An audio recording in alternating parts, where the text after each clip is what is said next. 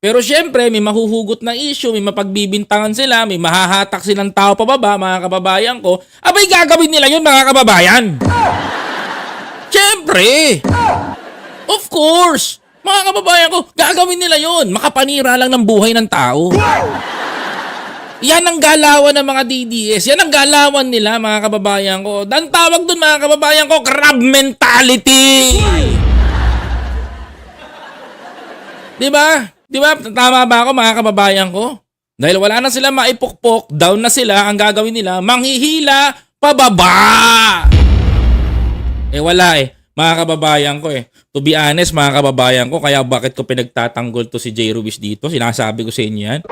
Itong tao na to, mga kababayan ko, sa lahat ng umupong Presidential Communication Office, ito lang yung tao, mga kababayan, na lahat ng ideya niya naintindihan ng tao. Di ba, mga kababayan ko? Hindi ko binubuhat yung bangko ni J. Ruiz, pero totoo yan. Bakit naiintindihan ng tao ngayon yung mensahe ng Pangulo? Because of J. Ruiz.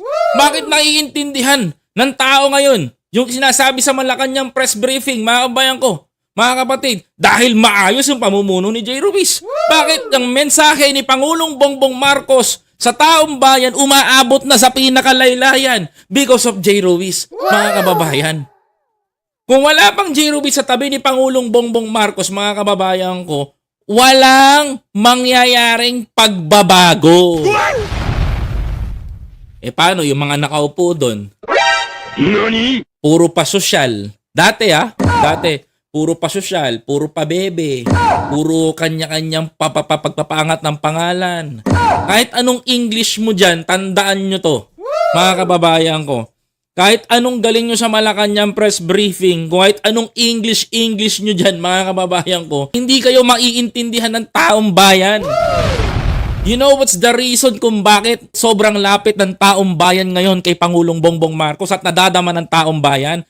Number one, because naiintindihan ng taong bayan ang sinasabi ng gobyerno. Hindi kailangan ng mag-English, mga kababayan. Nagtatagalog na ang gobyerno, kaya mas naiintindihan ng taong bayan. Sino may ideya nun? Si Secretary J. Ruiz. Sinamahan pa natin na magaling na Yusek Claire Castro. Mga kababayan. Tapos, mga kapatid, sisirain nila ang pangalan niya ngayon.